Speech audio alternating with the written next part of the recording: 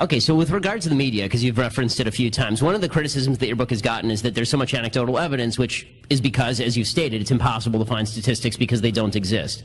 But I did a little bit of research on the shooting that just happened up in San Francisco, and for the first 2 days of the shooting, the shooter was referred to only by his name of Texas. Francisco Sanchez of Texas. Yes. And so I wanted you to talk a little bit about how the media tends to treat these stories when they originally see them. Oh, because yes. It's amazing. Well, what's interesting about the San Francisco case is that we did find out, by hook or crook, it was generally mentioned in the articles about Texas man. It generally was at least mentioned he had already been deported 4 times. In my extensive research, I only found 2 other cases, or 2 cases, and now this one, where we found out very early on that the illegal immigrant who killed an American was an illegal immigrant, though the headline may still have been Texas man. The other one was the Porky's director, who was driving in Pacific Palisades with his 22-year-old son, and a drunk illegal alien swerved straight into his lane, smashed him, killed him and his son. Immediately, the illegal alien and his passenger were fine. And I thought, there were articles, the LA Times was saying it was an illegal alien. And I, emailed some of my friends in Hollywood and said, why would this come? Well, and I don't know, maybe it's just they considered Porky such a reprehensible movie that anyone who killed the director, it doesn't reflect that badly on the illegal, but that one came out. And the other one happened a year earlier. It was an actress in her West Village apartment, Adrienne Shelley. And she was murdered by an illegal alien, and immediately, as soon as he was arrested a week later, immediately we all knew. And the only thing that separates those cases from most of the cases I write about is that they all happen in places where liberals might be. So I go back to my point that, oh no, the rich are perfectly willing to pay the costs of bringing in peasant cultures. That's because they don't pay the cost. No, they move their maids out to the suburbs. And they come in to clean the house and then go back and fill up your schools and your hospitals and rape your kids. So in your book, one of the big issues, obviously, that you take on also, aside from the sort of media bias, is the fecklessness of the GOP on this issue. Why do you think that the GOP is pathologically incapable of taking on this issue in any real way? I used to think it was cowardice. I now think it is pure stupidity. Pure stupidity. It's a hell of a choice there. I guess, yes, there could be so many things. And actually, if I could just get back to one other thing, the anecdotal examples aren't to prove the point. Chapter 7 is where you'll see, that was the chapter written through tears of frustration and rage, of how I describe, you go looking for basic crime facts. I mean, I think I do have some pretty good facts that aren't anecdotal. The U.S. Marshal's Most Wanted list. Take a look at that one. New York State prisons, they used to count, because again, prisons really do have to know. They may not publish it, but they do have to know the different ethnic groups, because they get into huge gang brawls in the prisons. And so I have the list of where people are from. From the New York prisons. I think that's pretty devastating. The main way I use the anecdotes isn't to prove the point, it's to attack the media. It's just mind-boggling how they hide. I have these, sprinkled throughout the book, these Spot the Immigrant chapters, where I'll give you the mainstream media article and, my comments throughout, and, you're completely convinced that, it's some farm boys up in Fresno who have gang raped these little 14-year-old girls, and only when you read the court transcripts 3 years later, oh my gosh, they're all Hmong. Why couldn't you tell us that? The San Francisco case I mentioned with model immigrant Bali Reddy, Lucky Reddy. That story was never mentioned in the New York Times. Never, never, never. How much ink has the New York Times spent on rapes that didn't happen by the Duke lacrosse team and UVA? How much ink was wasted on Ferguson, where Big Mike did not put his hands up and say, hands up, don't shoot? But actual cases of shocking, heinous gang rapes, incest rapes, child rapes going on in American communities, and for no reason. The media won't tell us about this. The Mexican gang rape case, it's one of the most hideous stories I've ever read. And again, I called my friends who follow not only the news, but crime as much as I do, and they did not know about this case. It started, I think, in the Clinton administration, ended during the Bush administration, and just the ugliest, most shocking gang rape of 2 little girls in Texas, led by an illegal alien. I did a full nexus search. The case went on for about a decade.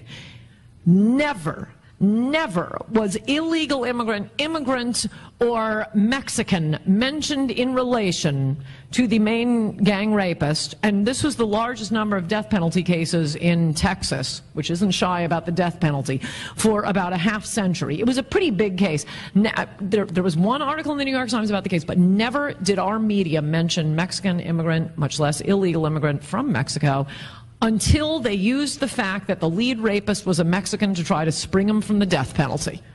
That is the first time 10 years later.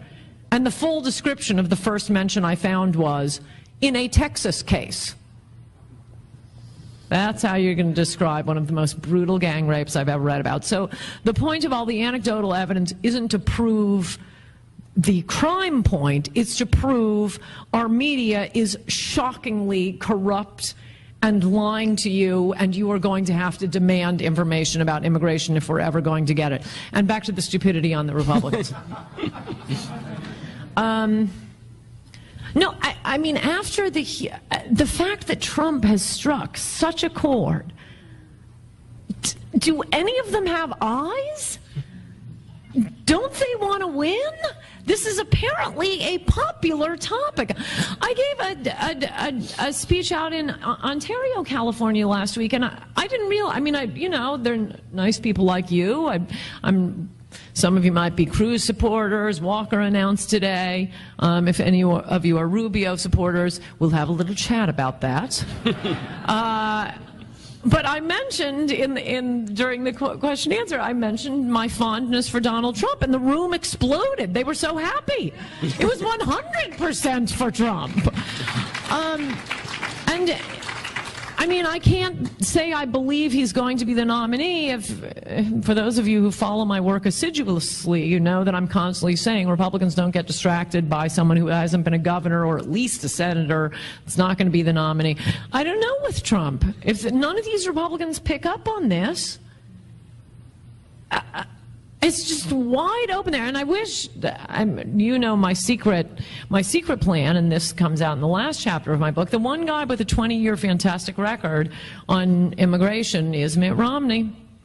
And I was very disappointed when he criticized Donald Trump, my new hero.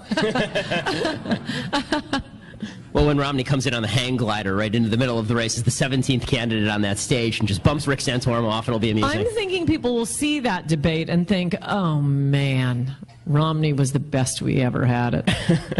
Maybe he could take Trump as his vice presidential nominee. But look, I mean, if it is Jeb Bush or Rubio, I'm not saying this in an angry or threatening way, you'd have to vote for Rubio, or rather for Hillary, over those two. They are sole objective is Jeb and Rubio, their sole objective is to open the border and pass amnesty. At least with Hillary, she wants to socialize any other industries that haven't been socialized. She wants to lose wars for us abroad. She wants to take your children away, make, you know, abortion mandatory. Gay marriage mandatory, perhaps. There are a lot of items on her agenda. Whereas Jeb and Rubio single-mindedly focused on opening the border and passing amnesty. So if Trump isn't the nominee, I hope he does. I mean, if it's Jeb or Rubio, I hope he does run as a third-party candidate. So there's so I can make it clear what my vote is about. In 2014, a lot of people voted specifically about this topic, and this was the deciding topic, and I heard a very prominent member of the Wall Street Journal editorial team assure an entire room at least twice this size that that topic was not even at issue in the 2014 election. And the question is, what should Republicans have done? What should they do? Let's say that, God forbid, Hillary Clinton wins, or it's somebody else on the Republican side who doesn't care about this issue, but there are people in Congress, let's say the Republicans hold Congress. What should they do right now, for example, to stop Barack Obama's executive amnesty that they didn't do at the beginning of the year? Well, they shouldn't fund it. There's that. But first of all, let's just quickly take the point. What was the 2014 election about? Tom Cotton in Arkansas beat a popular sitting Democratic senator by running against him on Obama's executive amnesty. Ben Sass in Nebraska took out a field of candidates that I'm sure were very popular with the Wall Street Journal, businessmen who think that,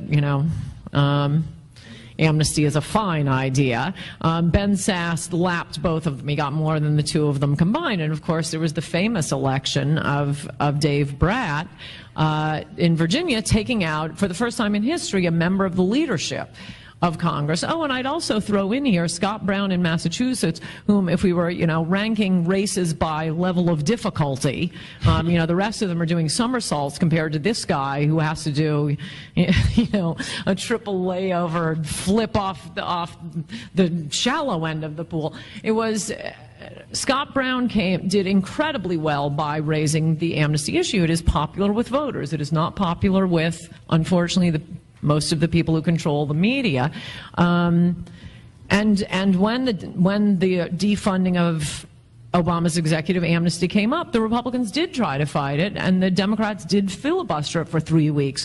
But unless you were reading Breitbart, you didn't know about it. There was just no media attention to it. And now they've betrayed us on trade. My objection to the trade deal is it's a backdoor amnesty. It allows not only the free movement of goods, but the free movement of people.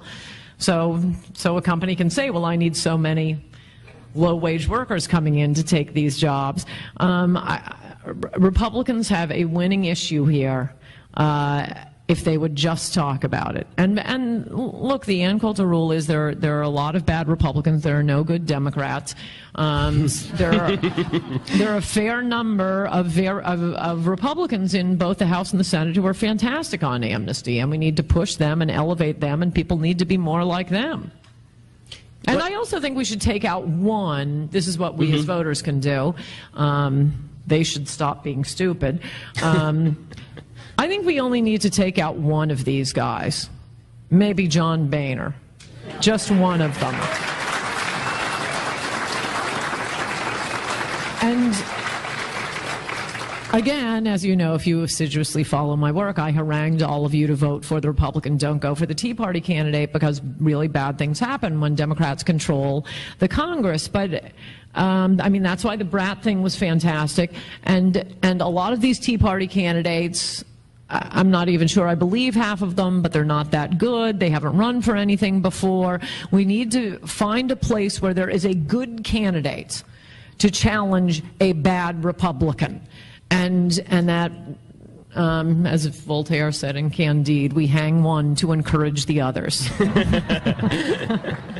So now I'm going to ask the apocalyptic question, which I know every Republican at this point has felt, which is, okay, what happens if we can't actually do anything? Because it feels like on every front, the President of the United States is doing whatever the hell he wants. There is no rule of law anymore. The Supreme Court obviously does not care about the rule of law. They're doing whatever they please. Congress is willing to abdicate whatever authority it has. They're just handing over the cash. So what do citizens do, and how fast is this going to turn very ugly? That's a good question. I don't think it will turn any uglier than it is. I just feel like most Americans are hunkered down, hoping it will all go away. But it's not going to go away, and the winning path to follow is Pete Wilson in 1994. And look, it's Americans who have shut down 3 amnesties in the last decade. It wasn't because, some major network or newspaper was alerting you to it. The American people would somehow, by hook or crook, find out, oh my gosh, they're doing it again. They're trying to pass an amnesty, and they 3 times now shut down the congressional switchboard. Well, you may have to shut down your newspaper switchboards or your TV network switchboards and make it clear this is what we want to hear about, because this is all that matters in so many ways. And even to the Democrats, I'd say, I'm assuming this is a Republican audience, that's why I talk about how it is just it's the end of the Republican Party nationally. We might have a few seats in Montana, Idaho. Are they moving any of the unaccompanied children there? But I mean, the whole country will be California without the beautiful beaches, attractive people. You'll all be the Kardashians. It'll be awful. But this is even if you are a Democrat, this is going to change our country in such a fundamental way. We will be like Brazil, and I think it'll just happen slowly, and you'll wake up one day, and after election after election, that's we won't even be as good as Mexico, because Mexico has the advantage of living next to the most wealthy country in the world. No, we will be Brazil with a very, very wealthy 10-20%. And a very, very poor 80 or 90%. It's heartbreaking. It's not only the freest country that's ever existed, but what always set America apart, and California, I would say particularly, was our enormous, prosperous middle class. Enormous. I always think that's why my theory of why the ugly American image developed in Europe, because most of the Europeans, most of the people you meet from foreign countries will, fly across an ocean to come to America. We only meet their elites. No, not Americans. Everybody used to travel to Europe. Not now. We're all worried about paying rent, holding on to your job, paying for all of those, special English translators at the schools, paying to support your hospital from going bankrupt. I mean, this is just so crushing to the middle class. But it's good for Mark Zuckerberg. It's good for the rich. It's good for the rich farmers with all that cheap labor because they refuse to mechanize. So here we are in California, which is, as you mentioned, sort of the bottom of the hill. What exactly are Californians supposed to do? I get this question a lot because we just, for the first time, we are now a plurality Hispanic state, and we are now minority white state, which means that I suppose that pretty soon my kids can apply for affirmative action, which is exciting for the first time. I don't think it's going to work that way. Yeah, that's unfortunate. It worked for Jews for like this long, and then it was gone. But so, aside from using our lives to serve as a warning for others, what exactly should Californians do at this point? That's a good question. Wow. Huh.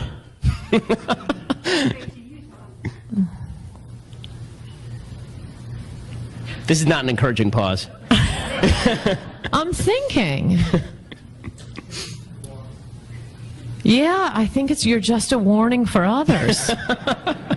I don't see anything else that can be done. Well, I mean, I suppose, obviously, alert the rest of us where it's still time in the rest of the states, but also, I wonder, my prescriptions for the country, triple layer fence. I want it to be as difficult to get into the United States as it used to be to get out of East Germany.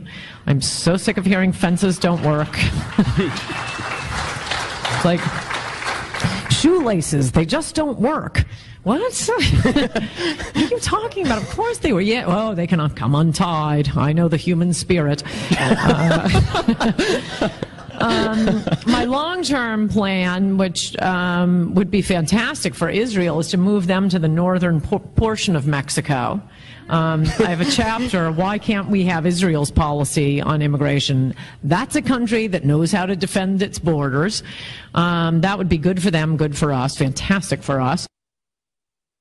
They'd have us, their biggest, best buddy in the whole world, right next to them on one whole side. Well, Obama's president, so not for long on that one. That's right. We have to get rid of the anchor baby policy. I also think we need to repeal. I want it retroactive. Incidentally, in the news all now is this El Chapo, the biggest drug cartel leader. He's in my book. He's married to an anchor baby who a couple of years ago flew back to California to give birth to her own 2 anchor babies. As soon as, at your expense, as soon as she had given birth to her 2 anchor babies, she flew right back to join El Chapo. who replaced, I think, Osama bin Laden on Interpol and the FBI's most wanted list. And how did he escape from prison? Well, because in Mexico, the cartels own the prisons. Forget California. That's your future, America.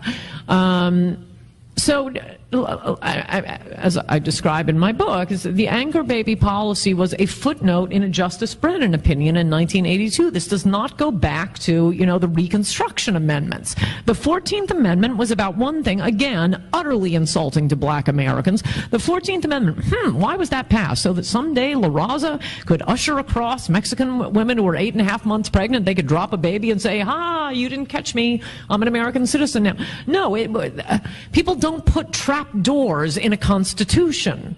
A secret trap door. Ooh, this will surprise them. To get an amendment passed, you need a mass feeling about a big thing. We had just fought a civil war to force, again, the Democrats to stop enslaving blacks. The 14th Amendment is absolutely exclusively about black Americans. That's what it's about. And by the way, it's not about gay marriage either. But they're at least gay Americans. Here we're talking about people who've never set foot on U.S. soil before, playing a game of Red Rover with our Border Patrol for the most precious possession in the universe, citizenship in this country. No, that is not how you get American citizenship. But Justice Brennan... This only came in 1982. 1982, Justice Brennan slipped it in a footnote of a 1982 opinion. It is utterly outrageous, fraudulent. Judge Richard Posner, whom, as you can attest, very smart, most cited federal judge, not a friend of social conservatives. So this isn't, me speaking. A few years ago, I quote him in the book, he concurred in an immigration opinion for the sole purpose of adding a concurrence that said, "Congress, would you end this anchor baby policy? It's not in the Constitution. Pass a law tomorrow and end it." It's not only got to be ended, but, and this would save California, I want it retroactive.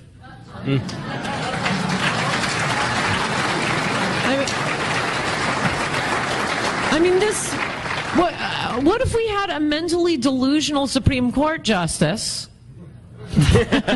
not that hard to imagine, who says, all of America, or all of the world is a citizen of America? Are we all going to honor that? Because that's what's happened with the anchor baby policy.